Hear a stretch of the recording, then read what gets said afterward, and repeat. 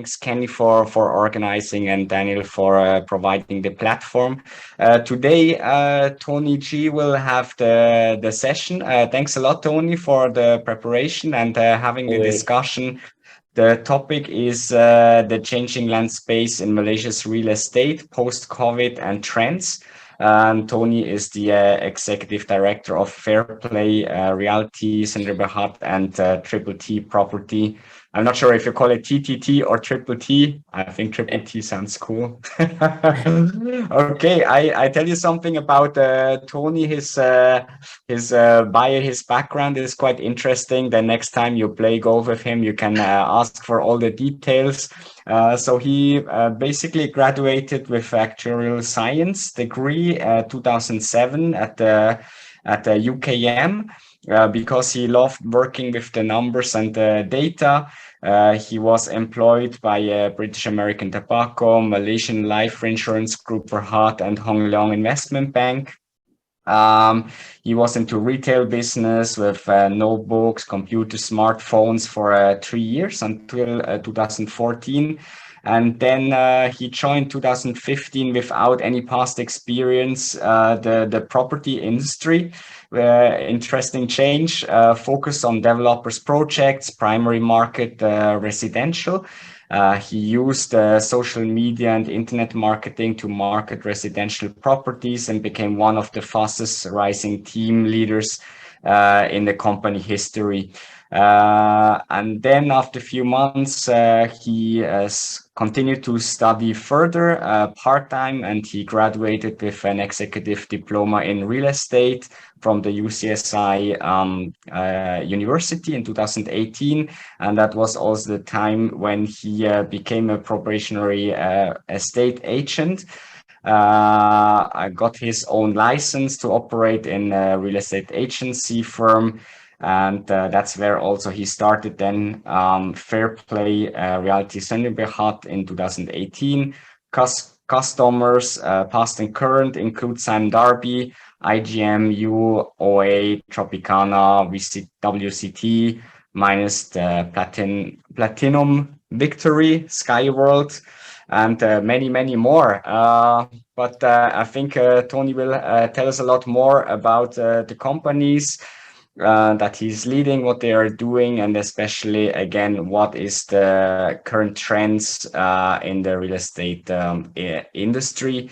As always, please keep your mics muted. You can ask your questions in the chat, or also after the presentation, we have a Q&A session. I think that's it for the moment. Without further ado, please, Tony, the stage is yours.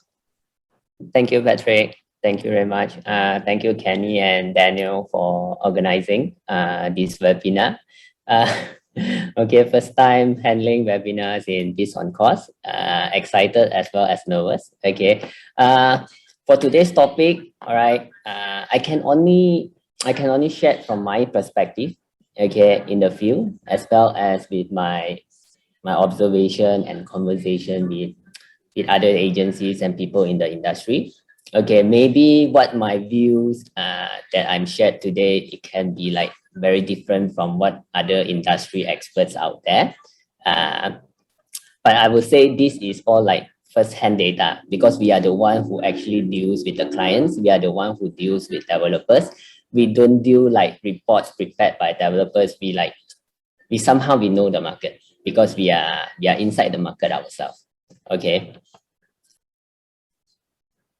Okay, so the past 1.5 years and 2 years, COVID, okay, and pandemic, okay, changed a lot of our behaviors, our behaviors in like how we do things normally. Okay, not only like in terms of how we live, but also in how we work, and thus this also affected the real estate market. Okay, so what are the behaviors that is different, or how is real estate is changing? So before this, maybe everyone waking up in the early in the morning, they go to work. Okay, they have to prepare maybe an hour or 2 hours beforehand. They have to be in office. There is no option to not to be in the office. But today, a lot of people, they are doing remote work. Okay, they can stay at home. They don't have to travel. They don't have to be stuck inside the jam. Uh, but they need space inside their house to be able to work. Okay, of course, they need their equipment and things like that. So a simple shift like this makes a lot more people actually need more space inside their house. Okay, previously maybe they don't even have a space, maybe they only have a storeroom or a house, but now they need to make a space for them to work. Back to employers maybe not maybe, currently they don't need that many office space, not necessarily due to not a lot of people working in the office. Okay, as well as for people who works from home, now their distance to their workplace is no longer relevant. So like last time, maybe a lot of people want to look for properties or real estate that is very, very close to their workplace. But today, they don't have to really to pick a real estate that is very close to their workplace. They can actually stay somewhere very, very far away. Okay, I think that's one of the main push or shift in the real estate market, because people no longer, because last time about real estate, everyone talking about location, location, and location. Location is super important. You need your real estate to be valuable. It has to close to maybe a commercial area. You have to be close to MRT or LRT, or at least to a bus station. So you have to close to all these transportation hubs or stations, and then to commercial areas, or even like supermarkets, or maybe very close to working place. It can be factories or things like that. But now after COVID, all these things become less relevant because we have a lot of clients that from last year until today, they have yet to be back in the office yet, not even once. I have my friend, okay, working in Penang with Intel, okay, he's continuing to work from home today, okay. Even their company, they actually ban him, or not to ban him, restrict all the employees that no need to like physically involve in the office, to ask them to continue to work from home. They can't even go back like to their canteen to redeem their food voucher or things like that. Okay, they used to be able to like go back to have some of the free meals, but now they can't even do that anymore. Okay, I also have like friends who work in audit firm that working from home from last year until today. Okay, so this is the shift. I would say this is the big shift on how it shapes the behavior and how people actually react to real estate market differently. So it will no longer like you have to buy somewhere like very close to a hotspot. Okay, but I will go further details into that. All right. Okay, the most important question. After COVID, will the property price go up, or will it come down? What do you all think? Okay, all right. So property price, a lot of people may think that given with the economy like coming down, okay, I think in every part of the world also the same. People are suffering. They don't earn as much as before, and that's why they expect property prices come down. Okay, but what's really happening is that, okay, maybe I tell you something about valuation of a property. Okay, there is two major methods to do valuation for properties. Okay, one is called comparison method. Okay, that means you have a house. Okay, you have a property. Okay, so how am I going to determine what's the value of this property? So normally, what's the valuer will do is that they will actually take the surrounding properties that has been transacted. Okay, so if let's say it has been transacted at 500,000, okay, then they will value you if it's the same size at about the same price, 500,000. Okay, so if the transacted value nearby surrounding is 600,000, then they will like value this property at 600,000. Okay, that is comparison method based on transacted data. The banks, the valuers all use this. This is, I think, the main method used in Malaysia. And then there is another method, it's called cost method. Cost method, that means if I am going to build a similar properties today, what will be the cost? Okay, very straightforward. So I think judging like from just now from our conversation previously in the webinars, and as well as a lot of people in the industry, we know that the building material cost is rising. Okay, how much it has been rising? Okay, this is just some of the supporting that I can share is that it has been rising like just now. I think someone mentioned, I think participant mentioned, has been rising every week. Building material costs. Okay, in August, and then hike, and then this is one of the statistic from in European Union. So when they compare the price back to February 2020, okay, like so like February 2020 is the base. Base, that means like let's say that time is 1 ringgit. Okay. So as you can see, a lot, all the building materials actually rise significantly, 20%, 30%. I think on average, it's about 20 over to 30%. That's where I read it. Okay. So as you can see, if today as a developer, okay, if I'm going to build a house, okay, before this, probably they have gross profit margin of 20 over percent. Okay, that is if they sell all the properties. Okay, that's the disclaimer. If they sell all their properties, okay, that means if they build a condominium with 1,000 units, if they sell everything, their profit margin, gross profit margin is 20 over percent. Okay, but today, the cost of material rise by 30%. Of course, that's only on cost of material. Okay, so can the developer actually price lower? Is there any possibility of developer actually pricing it lower? Very, very difficult. Because if they want to price lower, then they do not have the margin anymore. Okay, if they don't have the margin, then why they want to build in the first place? Why not they wait for other time? Okay, so developer is not going to launch property at a lower price due to rising material prices. They can't.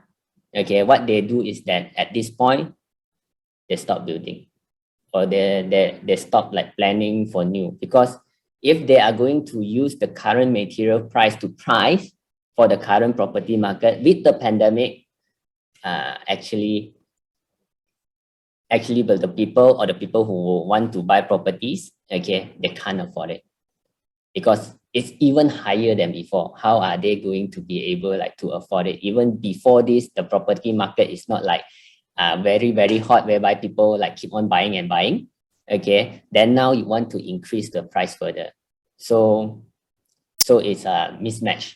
Okay, so is it possible the price to come down? Very difficult, because material prices are going up. Okay, another thing is that labor costs. All right, so labor costs, okay, previously a lot of maybe construction sites, they can use foreign workers, okay, whereby it's cheaper to use foreign workers, definitely. Okay, but due to pandemic, due to the closing down of all the borders, okay, not only from our borders, not only the incoming, okay, some other countries also lock their borders from people to move out. Okay, we are unable to secure cheap labor. I mean, cheaper alternative of labors.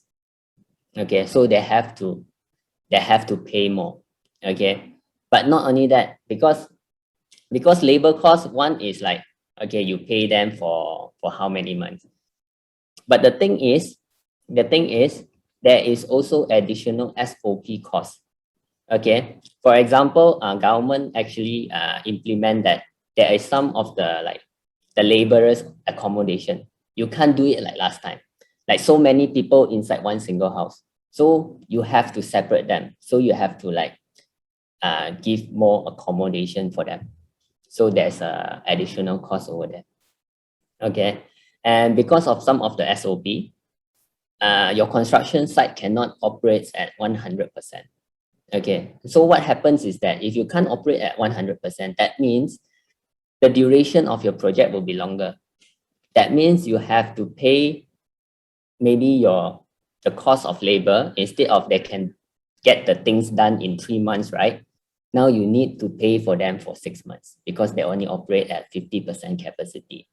Then when you rent all the machineries, okay, also because your labor, you can't operate at 100% capacity, so you have to rent for longer time, additional costs.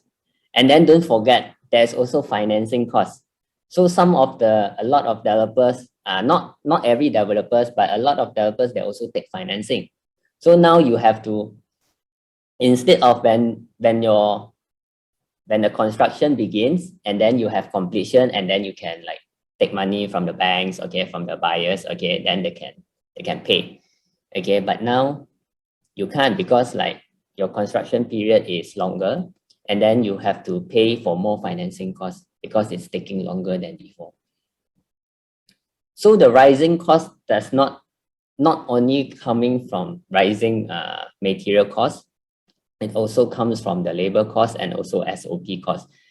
And if we talk about, let's say somebody actually positive COVID, so maybe the whole laborers, all the workers, you need to quarantine them, you need to sanitize the whole place. It's a lot of cost for places that's so big. Okay, so all these additional costs actually goes into the construction of properties today. And that's why with all these additional costs, it's very difficult for developers to actually to price it lower to help the sales. They can't, because even with previously, their net margin is less than 10%. That's what I know. Okay, their net margin is less than 10%. But given the situation with all these rising costs, then if they sell at the same price as of today, they may not make money, or maybe they will lose money. So the only way they can do is to raise up the price. So once the price is raised up, so for property valuation is like that. So just now, I talked about one of the major method is comparison method. So if this property sell for higher price, okay, then the rest of the property, their valuation will go up. Okay, so longer construction time, okay, but do people can afford higher price or not? I think this is the main question. So if, let's say, developer, yes, I know the cost is high, so I need to sell higher, but can the people afford? For now in the market, people are not ready for higher price property market. Higher price property, they are not ready yet for this. Okay, so because, like, let's say you have demand for certain price property, but the supply can only supply it at higher price, then what will happen? So if you are developers, okay, will you reduce the price to make that people can afford it? Will a developer, like in our country, they run it as a business, will they do this as a CSR? Never mind, I just build, then I don't make money. Will they do that? Will they take the risk? And even if they reduce the price, okay, if they break even, that is if they can sell everything in their project. But because their margin is too thin right now. Okay, so what will happen in the market? Okay, so this is my take. I think this is one of the things that I would like to share is that what will happen in the market after this COVID is that developers will stop building new properties. Okay, so what happened is that once developers stop building new properties, the supply in the market will reduce. Okay, we back to economy 101. Okay, the supply will drop, but the demand for housing drop or not? The demand for housing will be still there because people still need to have their own house. Okay, one thing, they need more space. Another thing, because they need to work from home now. Okay, and then another thing is that they may not be able to live like last time or used to like right now, multi families in one house because of COVID. Okay, I know somebody, someone that I know personally. They live in a 3-story house, and then 3 of the family members they get COVID, and then of course everyone is affected in the house. Okay, 14 of them. Everyone is affected because everybody has to be quarantined, even because of the actually brought in by one, infected one of them, and then another 2 get it. So people cannot like not cannot, but there will be shift of behavior that people wants to have lesser household size in the house. Okay, so the demand will still be there. So what happened is that the supply stop, okay, or be reduced. Okay, then the demand is still there. So what happened is that because there is no supply and then there is higher demand, what will happen to the property market? So the price will go up. Okay, so the secondary or existing properties in the market, the price will go up. So once the price go up, okay, then now developers, even with the rising, with the higher material cost, SOP cost, and labor cost, then now they can plan for new supply because the price now is higher. Okay, we are looking in the future, so the supply stop, and then because there's no supply, the price goes up. Then because the price goes up, then developer come in and build new properties. Okay, that is what will happen. Okay, there actually a lot of we heard of developers that stop. They already get the approval. They already get their, but they decided not to launch right now because they're also afraid if they launch, maybe they will sell maybe 30%, 40%, and then they can't sell everything, and then they have to bear the cost of the construction on their own. Okay, this is what will happen. All right, so this is, so is our property price currently is too high for people to afford? Okay, this one I found it, but I can't find the source because they never put it in, but it's come from a website that has a lot of statistic for Asia property market. Okay, as you can see, Malaysia house price compared to GDP. So it's basically what this graph want to tell is that what's the house prices compared to our income? Because a lot of people say, because a lot of people think that Malaysia income or our salary is very low, the house price is very high, so that they can't afford. But actually, there are so many other countries that their house prices is way higher than their salary of their income. Okay, and they still have to live with it. So basically, for Malaysia, we are still quite low. So there is still a lot of room to go up.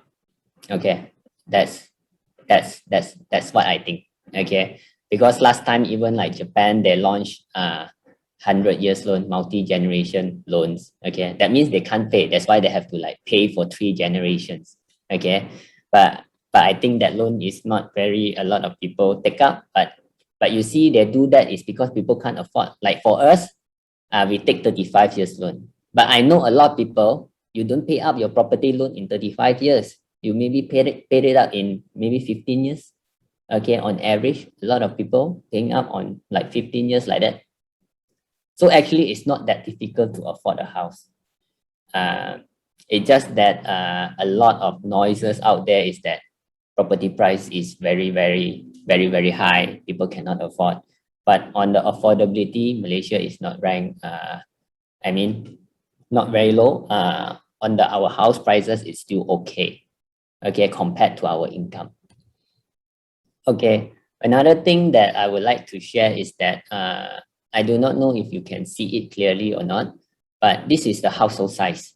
Okay, this is one of the very important thing is that in Malaysia, okay, this is by United Nations, if not wrong, it's 2018. In Malaysia, average household size is 4.1. That means 4 person stay in one house. Most of the developed countries is below 3. Okay, why is it like this? It's because maybe probably in overseas, then when their kids is 18 years old, 21 years old, then they will move out.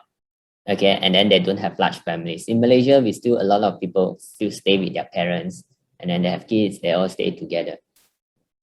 But this is the trend every country is moving. They are moving to lesser and lesser household size. That means there are lesser and lesser people inside one house. So when people move out from one house to 2 houses, okay, instead of one house, 5 people stay, now got one house, 2 people stay, got another house, 3 people stay. So the demand of property will still be there, even without the increase of population.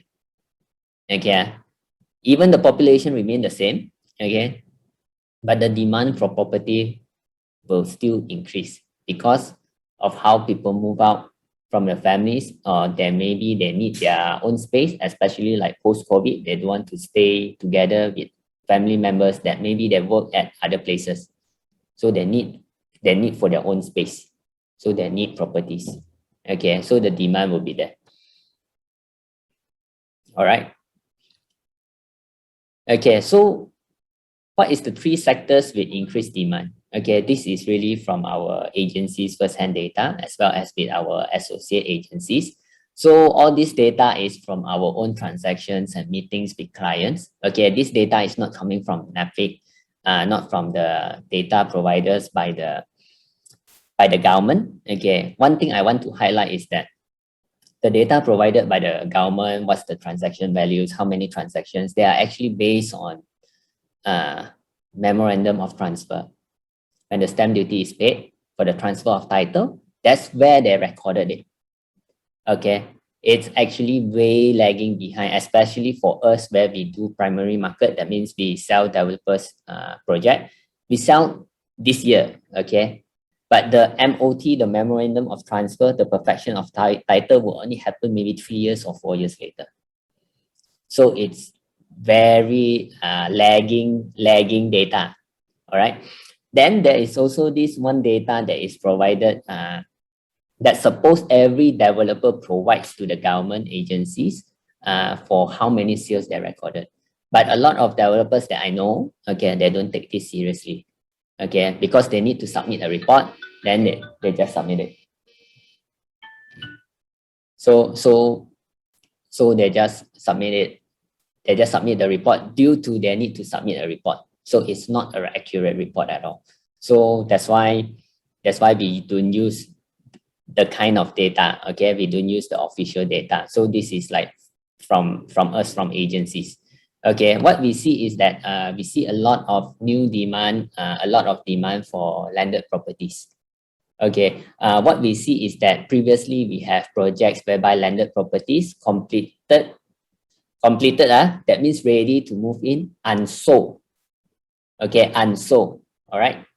Then what happened during the pandemic is that the developers also very scared. This is one of the top tier developers, okay, public listed company. They actually reduced the price for the landed properties, okay, because now people can't come out for viewing and things like that. And then in a very short period of time, all these completed properties are snapped out. Okay, so everything. Then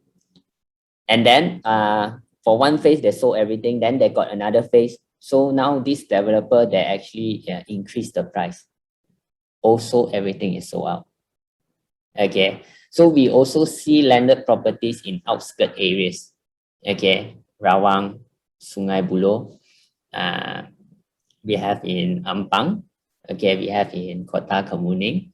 Okay. All these areas, all the landed properties, every phase that is being launched, okay, for this past 1.5 years, everything sold out as well. Okay, and their price compared to pre-pandemic, okay, if you compare the condo price is roughly the same, or maybe slightly lower because developer give a lot of incentive. But for landed, they actually price it higher. Can say from our experience, current landed price from developer is the highest.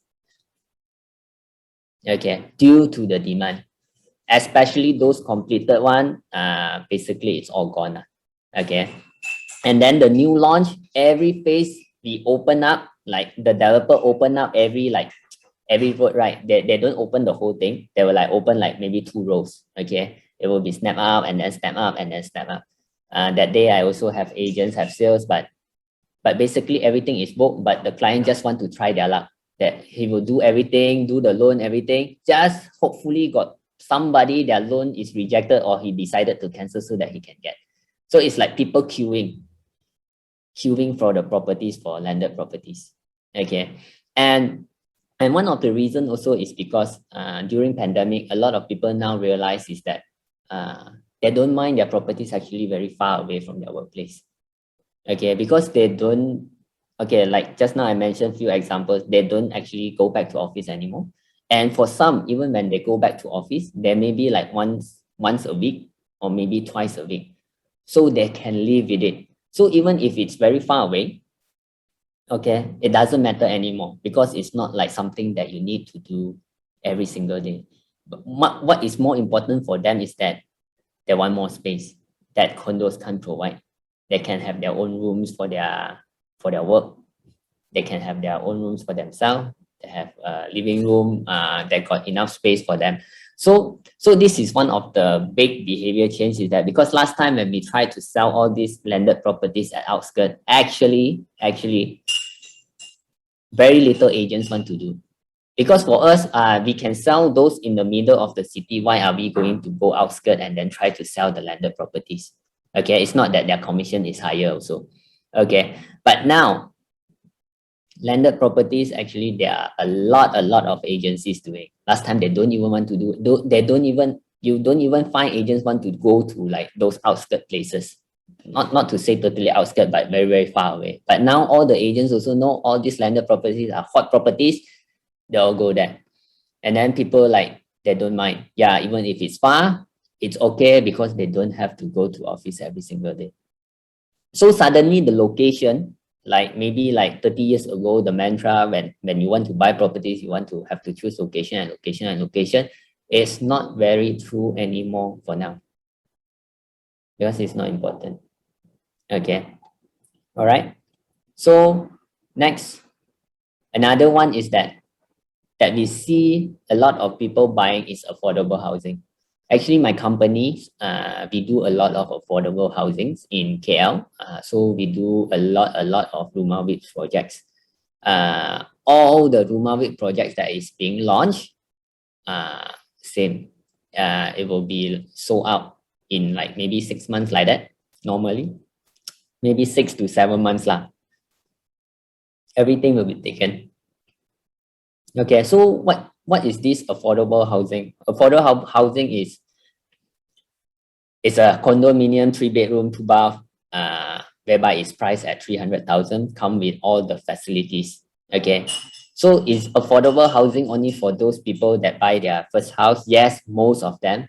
But we as agents, we also see people actually buy cash. That means they are very rich. Okay, they use their son's name, their daughter's name to buy cash. Okay, because last time for all this affordable housing, you can't rent out. Okay, but now even affordable housing, people buy for investment because they can rent out. Okay, it's already written that you can rent it out. Okay, but to Malaysians only lah. But mostly we rent to Malaysians. Okay, so like the installment is so cheap. Okay, you have a great location. Even some of the affordable housing, it can be beside a MRT or LRT or beside a mall.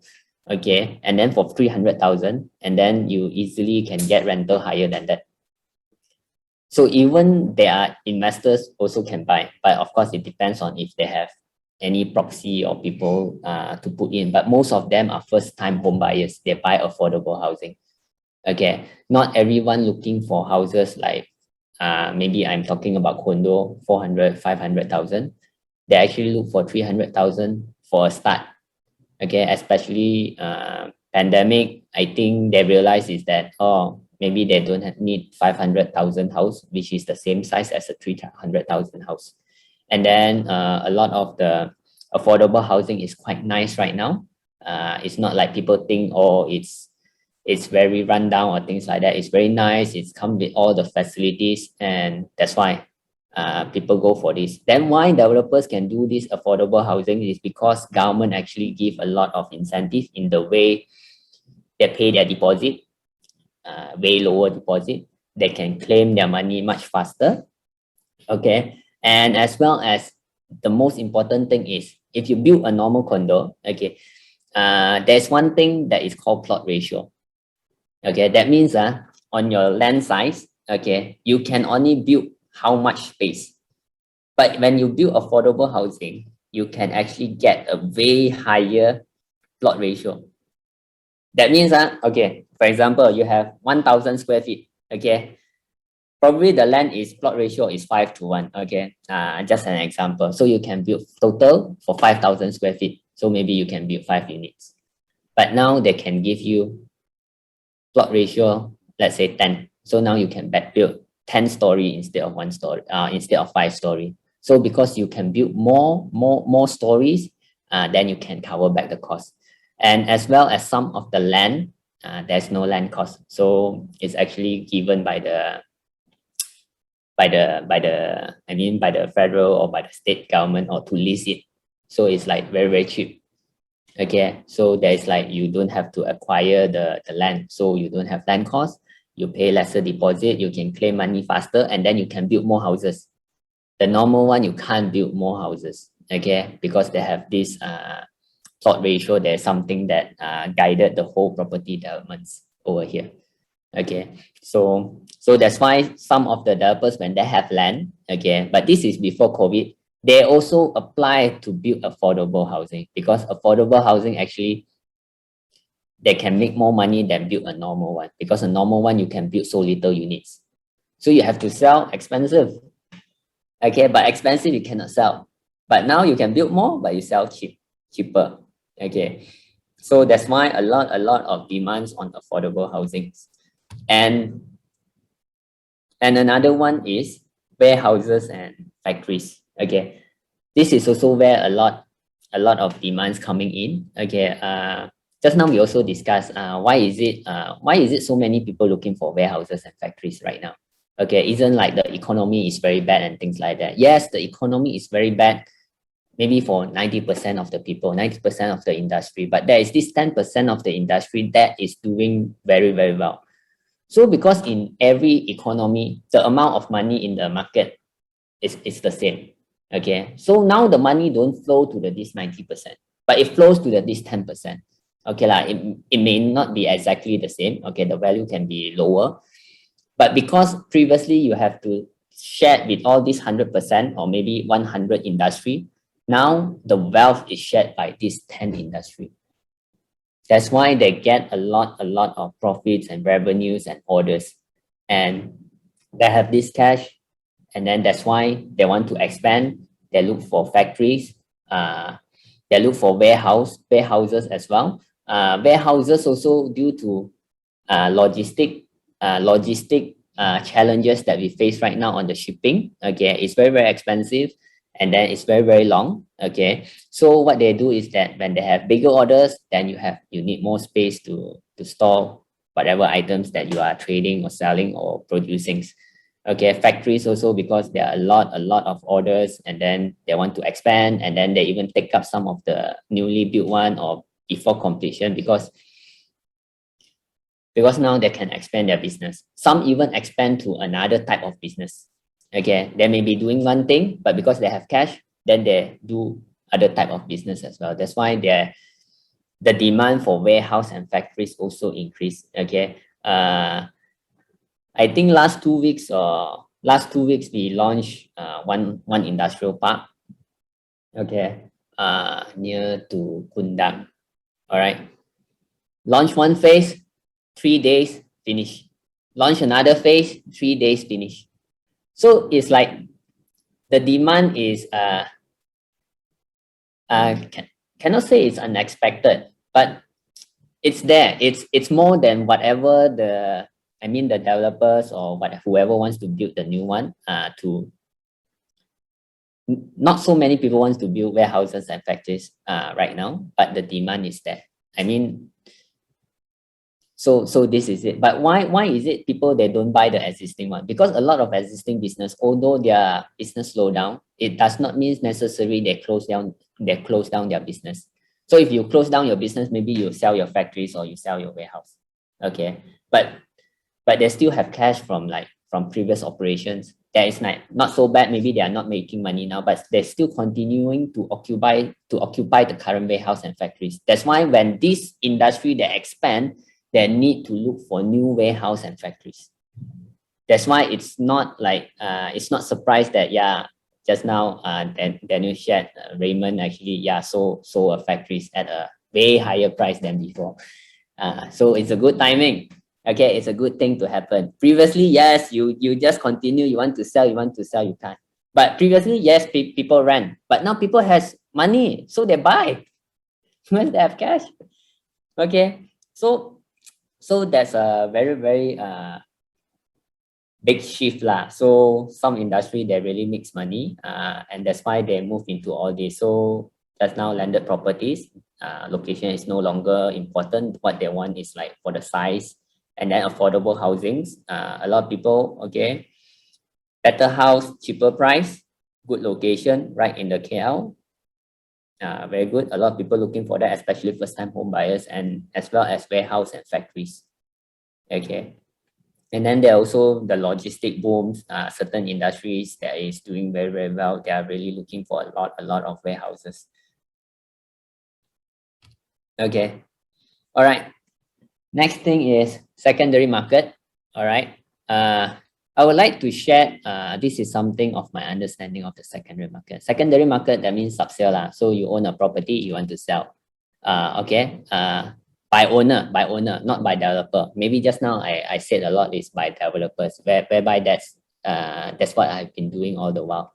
And then there's this thing called secondary market, owned by owner. Okay. Okay, I would like to show you this. Okay. So you see, let's say now I believe most of you have properties. Maybe you have a few properties, but our conversation with clients is like this.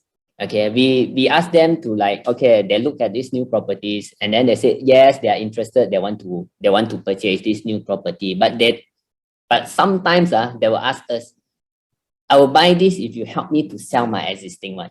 Okay, that's the feedback. That's not one feedback from so many customers. That is quite a common feedback. Okay, they want to upgrade or they want to move into a new one. Okay, they have money, they can take loans, but they have an existing properties whereby they need to sell off first. Okay, before they commit another one. Okay, it's not that they need two houses at one time. All right. So you see, so if let's say X is a newcomer into the marketplace. Okay, so X, if let's say X, they buy from A who owns a property for 250,000. Okay, X buy from A. Okay, X just come into a marketplace, come into workplace. He just started to earn money. Okay, he can't afford 1 million houses, so he buy 250,000, but buy from A instead of buy from property developers. Okay, so because now A sold the property to X. Okay, so now what A can do is that A actually can buy from B. Okay, then now B sold his house, then he can buy from C, upgrade a better one, 400,000. And then C, because he sold his property, then he can buy from D, and then D can buy from E. And then in the end, E, they buy from these developers who actually build a new concept of house, very nice, very beautiful, for 1 million ringgit.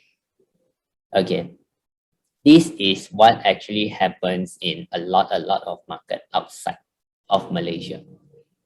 Okay, that's why their secondary market is very strong. As you can see, because of one newcomer into the market, he actually created maybe 5 or 6 transactions. So 5 or 6 times of the demands in the marketplace. Agent can do 5 or 6 transactions. Okay, furnitures company, renovations company also can do. Government also can take from the stamp duty from all these. Bank also can do these 5 or 6 bank loan transactions. Everybody wins. The demand in the secondary market is a lot because they sold their house, then they need to look for another one. Okay, but what happened right now over here is that this is what happened. Just now I mentioned a lot of people look for affordable house, right?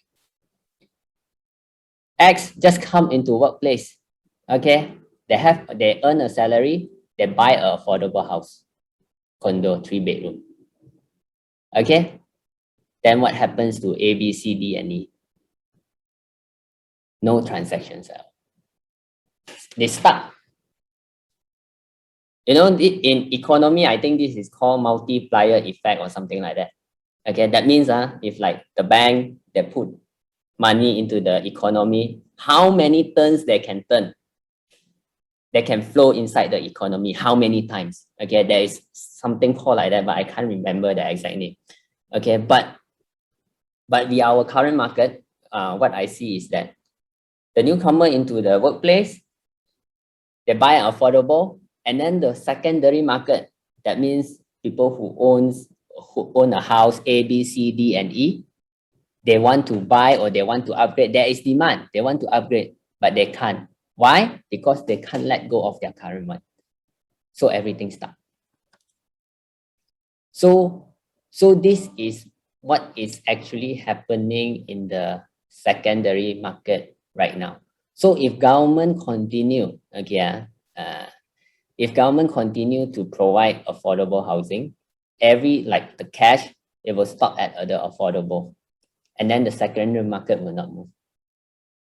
Because there's no demand. I can't have a demand for new property if I can't sell my existing one.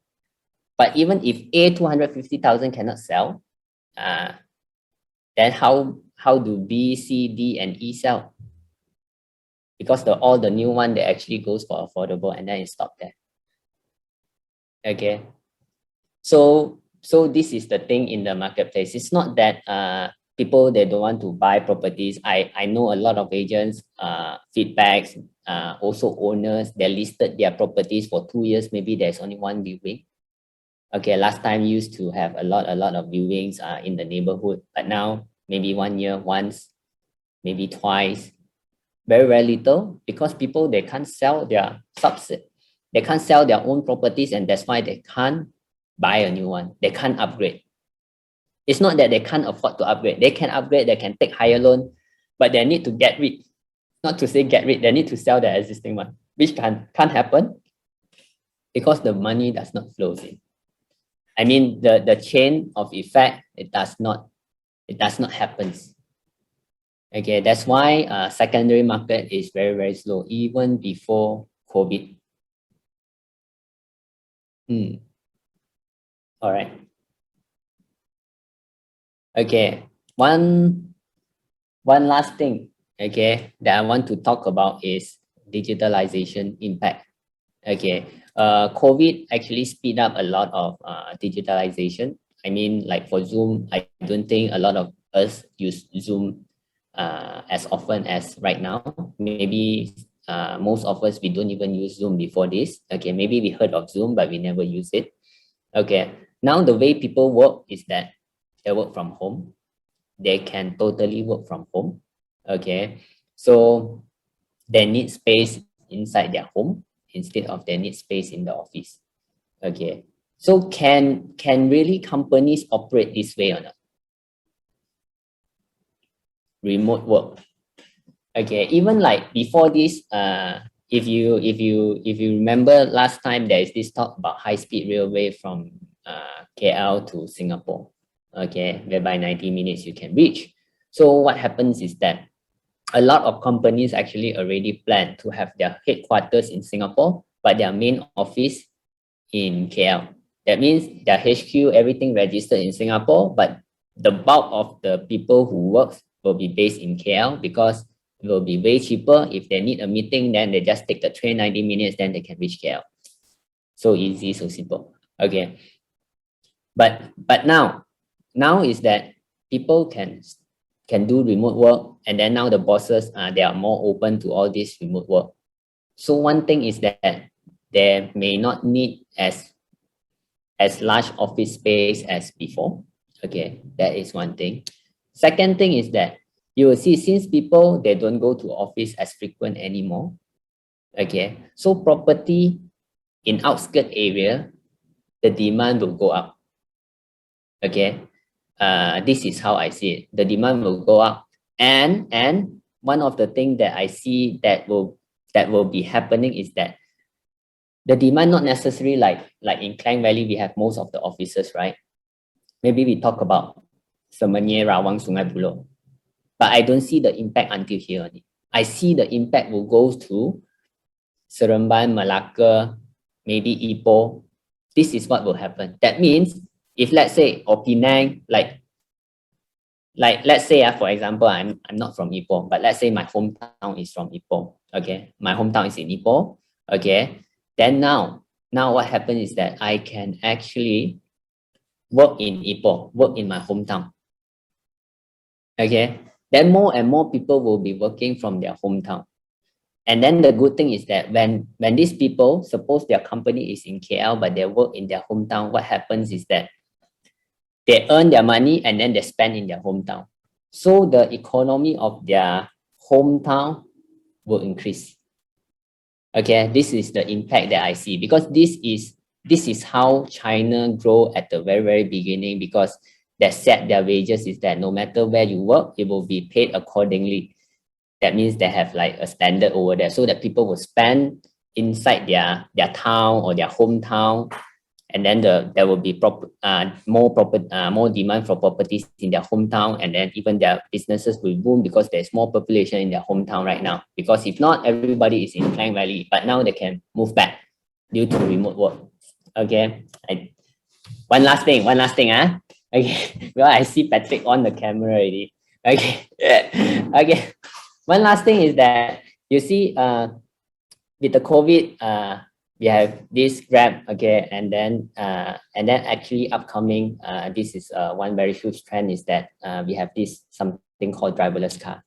Okay, how driverless car actually impact us is that, for example, last time the most valuable properties maybe people think is that, okay, you have at least have the bus station, and then now maybe people think you have a MRT station or LRT station, especially overseas, but it's not very relevant in Malaysia, because in Klang Valley, our car ownership is 1-to-1. 1 people, 1 car. Okay, in Hong Kong or Singapore, 10 people, 1 car. Okay, we have 1000% more car per population compared to Singapore and Hong Kong. That's why when we have MRT or whatever, the property beside MRT and LRT is not so huge, because people still drive to work. But in other countries, they can't, because when they take MRT to go to work, if you want to meet your friends after work, you can only go to place with MRT. That's why the place will boom, because everybody goes to the same station. Okay, you don't have that many stations. But driverless car already in testing. Okay, I think in few years time, driverless car, like you order Grab, right? You want a car to come and then you just to pick you up. So for now, give me 3 minutes. For now, what happens is that everybody has a car. Your car, actually, you will just park it over there maybe for 23 hours or 22 hours a day. You don't actually use all the time. Okay, when we have this Grab and all these driverless car, what happens is that if you need to travel, then you just order Grab, and then they come and then bring you there. And then it will continue to move around. So in the future, I foresee is that people may not need a car anymore. That means the demand for car will be lesser. And then why this is good is because even your place, you don't have a LRT, MRT or any buses, you still can call a Grab, okay, to come and pick you up and go to wherever you want to go. So when people, they don't need to own a car anymore, they have more spending power because the installment for car is very, very high. So that's why when, let's say, you don't have to pay installment for a car, so now you can afford a higher property price. So that's how I see it, because you don't have that commitment anymore, then people can go for properties. People will buy something, okay, they will commit themselves to something, but they don't need a car because it's way cheaper, that you don't have to find a parking space. A lot of condo, they don't even have enough parking, and then you have to pay for all the maintenance and things like that. And then now, because you don't have to like go to work every single day, then there is no longer a very strong point for you to own a car to go to work every day, because you just stay at home. So this thing will happen. All right. Okay, Q&A session.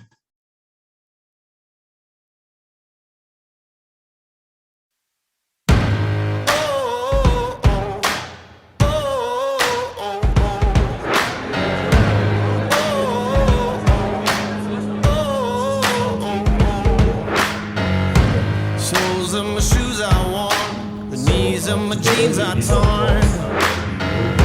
Sweat coming through my shirt, keep pushing even though it hurts. I'm chasing what I know is true, there's nothing that I would not do. When everyone around me drops, I'm never gonna ever stop. I won't waste another minute, no, I won't. I'm a man on a mission. I'm a man on a mission. I don't need no permission. I'm a man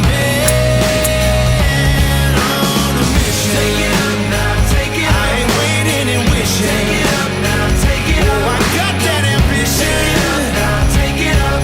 I'm a man on a mission. I'm a man on a mission. I'm a man on a mission. I don't need no permission. I'm a man on a mission. Take it up now, take it up. I ain't waiting and wishing. Take it up now, take it up. Oh, I got that ambition. Take it up now, take it up. I'm a man on a mission. Hey, thank you so much. It was very, very insightful and very interesting. I think a lot of questions around. While I check the chat, maybe someone has a question already. Please unmute and ask Tony directly. Then I go through the chat in the meantime. Yeah, I will check this one. Yes. So to answer Daniel your question, yes. When developers hold back, so all the overhang, whatever, all the issues, right? Yes, definitely they will be sold out, because that's the new properties in the market. That's the only one. Yeah. 60 years old, eligible to apply for loan. Yes. Repayment period 10 years. You can get loan up to maximum 70 years. 70 years old, okay, for maximum 35 years. So when you are 60 years old, then you can still get 10 years tenure. Maybe I can ask a question, and sorry, maybe it's from your perspective, not the smartest question, but just for me as a amateur here in real estate. I mean, you said, okay, in general, in the cities, the demand will always increase, right? The demand, because more people move into the city. But now, just at the end, that you mentioned the digitalization, also the COVID, right? I also hear a lot of people, they will stay in the rural areas, right? And the houses that they are looking for are completely different, right? While they would move into the city and just take a small apartment or a small house, something like that, that just has enough rooms to live. Now they're looking to build a house or looking for an apartment outskirt where it's far cheaper, and include additional rooms that they can use as their private offices, right? So Yeah. buy something like bigger with more rooms that you can close the door and then work from there, like really the Yeah. work from home scenario. But that somehow like contradicts, right? Why would the demand still go up while we see the tendency that more people will not move anymore to the cities? So you are comparing, Patrick, you are comparing like, okay, one is that people, they want to like more space for themselves. Okay.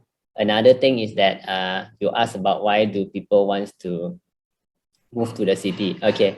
I think Maybe I can rephrase it. Sorry, it was too complicated. Let me say, I see the tendency that people will not move anymore to the city, but yeah, stay in rural areas and instead buy a larger property that yeah, has like their home office included, so they don't need to go to the yeah, office in the yeah, city. yeah. Mm.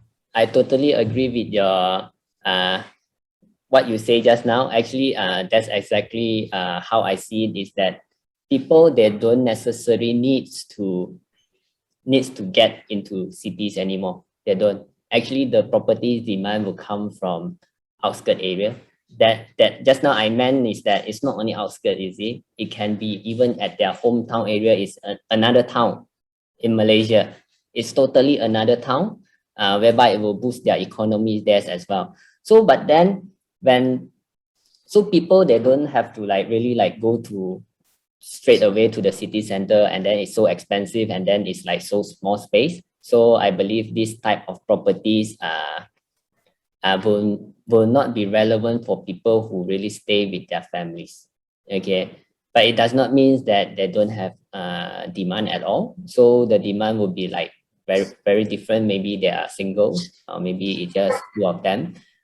Maybe probably they just because there is no needs like to go to office anymore, but maybe they just want to stay in the city center because of the conveniences there, whereby they can walk to everywhere.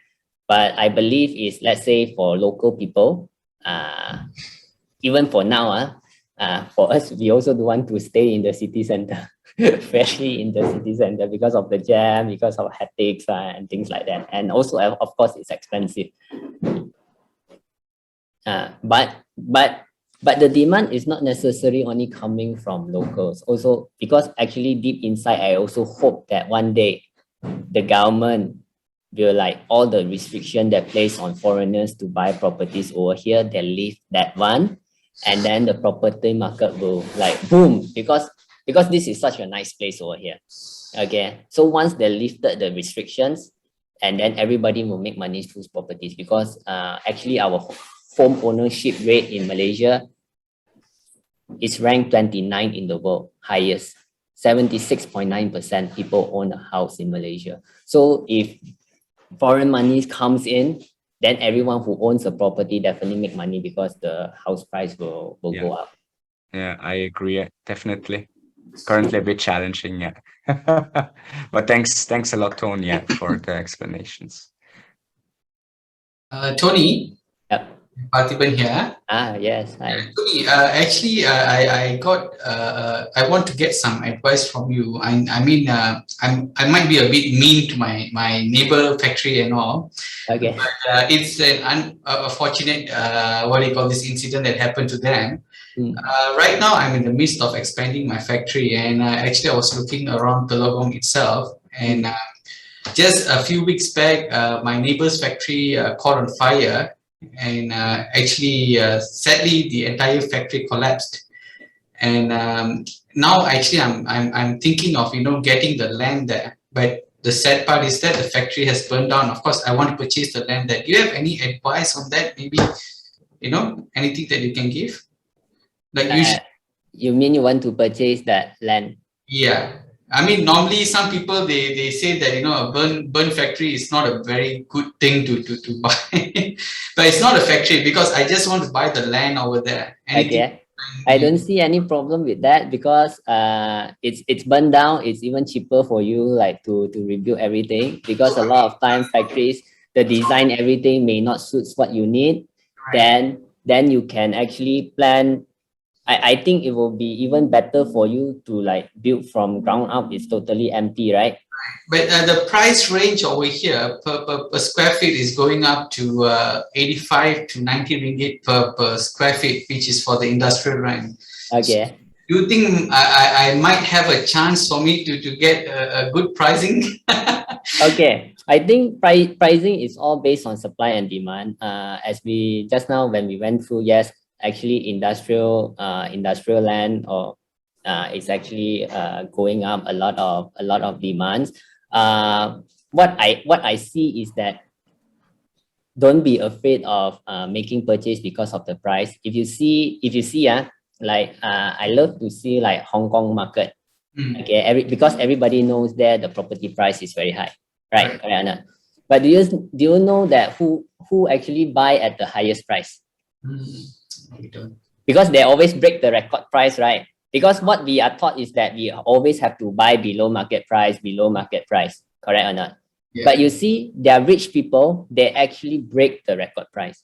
Are they stupid people? No, they are not stupid people. They are the smartest people in the world. They are the richest people, and they are the one of the smartest people, and they buy at record price. But why? Okay, probably because for them it's asset preservation. Okay, but for yourself, even if you're able to get at market price, I believe it adds more value for you because of your factories is just beside it. Actually, it adds more value to you compared to other people out there. Other people, for them, yeah, it's just at another maybe they build a factory at another piece of land. For them, it's nothing. But for you, if you don't get it, I think the loss will be much bigger. Yeah, that's true. Hopefully the seller does not like realize on this, then they jack up the price. That is the thing that I'm worried about, because when I have a point to talk to them, at least the market price, and I mean I don't want him to hike up so much. Looking at the neighbor's factory, and he might think that, oh, this guy really desperate for land. I don't want him to think in such a way. Okay, one thing you can do is that you can, of course I don't do this to my clients whatever, okay, because I do primary market. But normally what makes people they want to transact is that if they receive two very, very low offer, then they will see your offer as very valuable. But if they only receive offer from you, and when they can't compare, they do not know if it's a good price. Actually, the decision making is based on, because a lot of like seller or buyer, they don't have enough information in the market. So they can't decide. So they prolong everything. But let's say you have two people offer them 70 ringgit or 75 ringgit. Okay. And then now you're offering the market price. Then he will say, yes, okay, this is very good, and go ahead. And the agent also will advise to go ahead because it's a market price. Yeah, because people need something to compare to make decision. Normally it's like that. No, it's just that I was just figuring out, what kind of strategy that I can play along with the seller, the owner of the land, because looking at the property price at my area here, there's a lot of properties is still empty, but still the property values are going up. So if I don't grab the chance now itself, then maybe in future. Yeah, I don't think he will hang for long, because as an empty land, you can't rent it. Yeah. You can't do anything with it. You can just only hold on it. So normally if there is a buyer, I think they will not hold on for that, because normally they will hold on because there is a rental return on that. Yeah, but there's not. All there's right. there right now. Thank you, Tony. Tony. Yeah. Tony, I have a question. In your personal opinion, what will you see the market price of value for condo downtown in KL City? Okay, condos in KL City. What I understand is even before this, the demand for the condo or the prices is due to a lot of foreigners coming in working in Malaysia, especially during the time whereby oil and gas is very, very good. The industry of oil and gas is very good. That's why a lot of demand. Then they can like bring everyone over here and then stay at the city center. But once COVID's happening, and then there is no foreigners coming in, and especially now, and more actually moving out. So I don't really like see there is increased demand, because for a property price to go up, it's not like the normal demand. You need more demand compared to before. Okay, but I don't see it happening at this short term. For short term, I don't see it happening soon, unless like the government lift the restrictions and things like that. Mhm. Because now people, if they don't travel, they don't travel. So another piece of information is that the Chan Sao Ling area Yes. will be bring up to be the next city hub. Is it correct? Yes, from what I know is that, okay, Chan Sao Lin, the whole industrial area has been rezoned as commercial area. Yeah. Yeah, a few years back. Okay, and then Chan Sao Lin, all the factories over there, all the industrial, okay, are all leasehold. It's on leasehold land. All the lease for the factories are not renewed. Okay, so what I know is that all the properties or all the factories over there is like less than 20 years lease. Okay, all is lesser than 20 years. So maybe now it's 15 now, if I'm not mistaken, maybe 15 or 14 years left. Some already like left with 9 years lease or something. Probably some even shorter. So whenever now you see over there is that if you want to renew the lease, you have to be convert to commercial. Okay, then you can build something new lah. Okay, if not, the lease will not be renewed. That's why they say the old Chan Sao Lin. Yes. So for the 20 years period, long term, the whole place will change to something very, very new. It will, for me, that will be like one of the like major hotspot, because you see the whole area is new buildings. Yeah. Because some place like in KL, right, you can't even have new buildings anymore because everything is built already. But now all these things are built like from 2021 onwards. So it's all very new, the latest, whatever lah. Whatever you name it, if they have a mall, you have a mall with the latest design, you have condo with latest design, everything lah. Commercial with latest design, everything there. So it will be like totally new place. So you foresee that will be a booming area very soon? Yes, but it will be long term, because you can't move the factories out just like right now, because some I believe some still with 14 or 15 years left.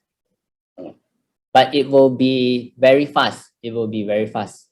Because with the high speed train going to be ended at the South City, somewhere near the old airport area. Yes.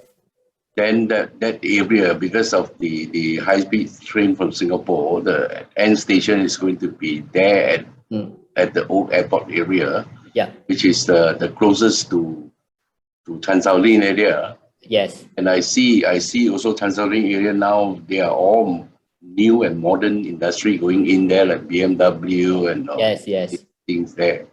Yes. So I was told that piece of land there is going to be boom like crazy in the next 10 years. Yes, because one thing about property is that how do property price goes up? Property price goes up because like just now, compare correct or not? Then how do you compare? Whenever you have new developments, they increase the price. That is how the comparison works. So you have like, let's say you have something inside, and then they have built this, and then built another one, and then another launch at higher price, and then launch at higher price and higher price. Then your property suddenly become very, very valuable. And now suddenly your place got a lot of things. Why is it property at outskirt area there? Even like you said, you have a freehold land or very big land, but the price can't go up because beside them, there's no new development. Nothing to compare. But in Chan Sao Lin, there will be a lot of new developments. That's why it will drive the price to go up. Every place you see, like PJ or wherever, or Kota Damansara, you see all the places like last time Sungai Buloh, their prices go up because there are a lot of developments. The price go up due to development because they take the new value and then a higher value and higher value and higher value. So what you foresee for the per square foot value, like condominium in Chan Sao Lin 5 years from now? 5 years, I think 5 years is too short. 10 years. Because there won't be anything there yet. HSR will not be there yet. So I also hope that HSR will be revived. Okay, I think China will revive it anyhow to fulfill their ambition to link everything together. Okay, so but if you ask me for 5 years, I think there will still be a lot of factories over there. For me, if there is a condo right now with a lot of factories, it's still, for me, it's still not very ideal because it's a factory area today. Okay, 5 years later, it will still be a lot of factories over there. Because for condo, you mean like people stay there, right? So that's my feeling. That's my so feeling. it is true that Chanshaoling going to be next Kuala Lumpur city hub. Yes, it is true because the factories will be moved out, and then it's already zoned as commercial. No more factories over there. Then the lease ended, so it will be like complete like the burn down factories, and then you have to build something new over there. Then it's like all the new building, new cities. You see, people move around all those old city or old town. You don't want to go there anymore because the building is old, the road, everything. You see also, you don't find it attractive. You always find the building, the glasses, all everything very attractive. But now that one is not attractive. Maybe the next 20 years, then you have something new concept that everyone loves. Everything new. I think people likes to stay and then always stay in new place. That new place, you cannot do anything. Even though you have a lot of money, you can't do anything because your surrounding is like that. Because lately I hear a lot about Chanshaoling area. Oh, okay. Okay. Okay, Tony, I got a question. We were all talking about landed properties going up. This is a fact already since everything has happened. It is a fact, yes. Yes. Now, even though condominiums and apartments are not going up, but I think that could be the second phase, right? Because eventually when the landed properties have gone up to a level where most people who want to seek housing cannot afford, then the next best thing will go to apartments and condominiums, isn't it? Yep, definitely. Because people still, the demand for properties are still there. It's not that people suddenly they stop. They don't want to buy a house anymore. Yeah, the young people need family, right? They want to build their own family, stay at their own place.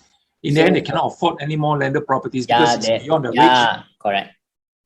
They will go to apartment and condominium. So indirectly, those who own condo, don't worry too much. I think a couple of years down the road, you're going to see that maybe the demand will come back, provided they don't keep building new condominiums, apartments. But then again, the material cost has gone up, right? See? Even the new condominium and apartment going up, let's say same square feet as yours, but their cost of materials and cost of building is very expensive. Yes. So they cannot sell cheaper than you. Yeah, cannot. Definitely cannot. So that means your apartment and condominium that you're having now is also poised to increase in the future, looks like. Definitely. Actually, the whole market will actually, how I see it is that because of, actually when the cost increase, the price will increase. So if you buy at lower price, at lower cost, then definitely now when the new one is higher, then people will demand more for the older one. Okay. Then because more demand for the older one, because the new one is so expensive, then definitely the price will increase because there's more demand. Yes. As long as government don't continue to build affordable housings, that's what I think. Politically, that's the right thing to do. Everybody should have their own house. But like I said, there is no multiplier effects. The money come in and then they die there. And then, actually people, even they can sell theirs and then they buy a new one and upgrade. But we can't do that now because they can't sell their existing stocks in hand. So thanks, Tony. Thanks for your clarification. Thanks for everyone. Thank you. Thank you, Tony. Yeah, no more question from anyone. So you know how to reach out to Tony anyway, and I hope we can play in the group very soon. Then you can ask more questions to Tony also. Thank you very much. Really appreciate that sharing session. I think it was very insightful and the presentation was very, very helpful. Thanks for everyone, to everyone for participating, and again also many thanks to Kenny for organizing the whole session, and thanks Daniel for providing the platform. That's it from me. And as always, last word from Daniel with hopefully a good outlook for end of the month. Well, I'd like to thank everyone for making this happen. Kenny, you did a good job for organizing this. We look forward to the next event, the next webinar, Kenny. Thanks, Patrick, for moderating. And Tony, I think today your presentation is very enlightening. Even though in properties we hear a bit here and there, but you put the whole picture together. And the way it's been put together, we can roughly guess where it's heading. So all the bosses can actually plan what to do. Okay, so don't sell your property now. Don't sell your property now. It's going up. So thank you. Back to everyone. Back to Patrick. Yeah, nothing more to add from my side. Thanks, guys. Have a good evening and have a great week. All right. Thank you. See you all. Thank you. Thanks, everyone. Bye. Yes, Okay, bye. yes. Thank you. Bye-bye. Bye. All right. Be safe. Bye, guys. Be safe.